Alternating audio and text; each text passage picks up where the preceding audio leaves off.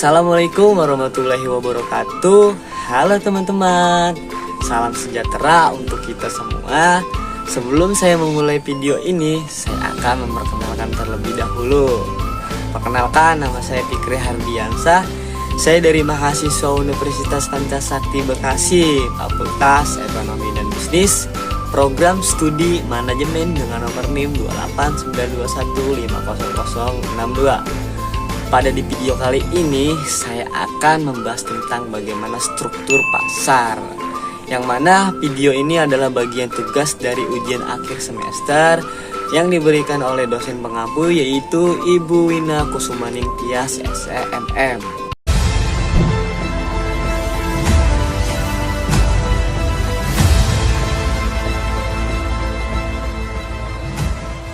Nah, pastinya kalian pernah pergi ke pasar, bukan? Jangan berpikiran kalau pasar itu identik dengan becek-becekan saja. Ketika kalian belanja online, itu juga termasuk pasar. Di pasar itu pasti kalian pernah melihat pembeli, penjual, dan barang-barang yang diperjualbelikan. Nah, pasar itu tempat bertemunya calon penjual dan pembeli, baik secara langsung maupun tidak langsung, untuk melakukan transaksi jual beli barang atau jasa. Nah, adapun di sini 4 struktur pasar. Yang pertama ada pasar persaingan sempurna, dan yang kedua ada pasar monopoli, dan yang ketiga ada pasar oligopoli, dan yang keempat ada pasar monopolistik. Nah, yang pertama pasar persaingan sempurna. Pasar persaingan sempurna disebut-sebut sebagai jenis pasar yang paling ideal karena dianggap mampu menjamin terwujudnya efisiensi pasar. Selain jumlah penjual dan pembeli yang banyak, produk yang dijual di jenis pasar persaingan sempurna adalah bersifat homogen. Nah, yang kedua adalah pasar monopoli.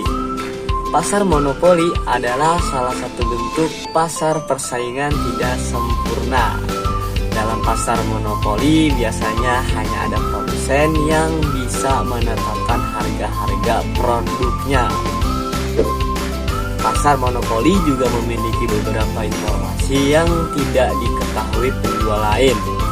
Karakteristik yang terkait dengan pasar monopoli adalah menjadi penjual tunggal sebagai pengendali pasar sekaligus sebagai penentu harga. Lanjut ke pasar yang ketiga, yaitu pasar oligopoli.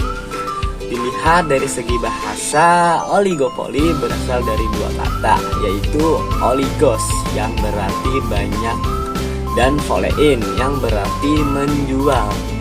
Jadi secara bahasa, oligopoli berarti menjual dalam jumlah yang banyak.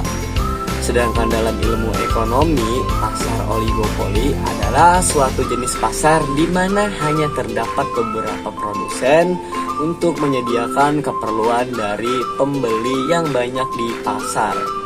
Dalam kondisi seperti itu, maka barang yang dijual menjadi cenderung homogen dan sulit dibedakan.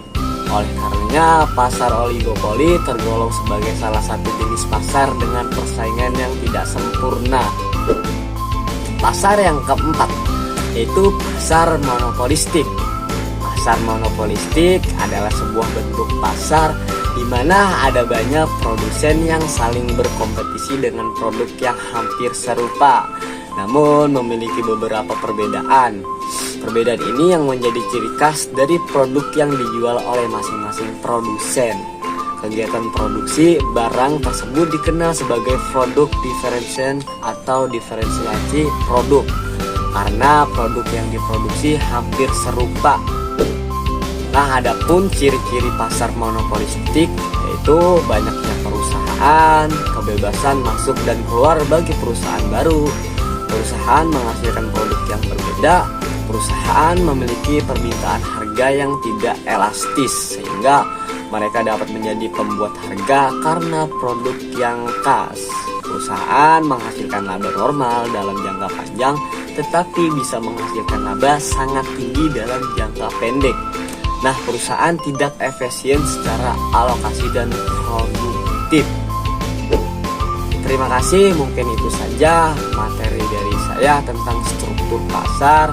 Apabila ada kekurangan dari kesalahan kata atau dari materi, saya minta maaf. Yang salah datangnya dari saya, yang benar datangnya dari Allah Subhanahu wa taala.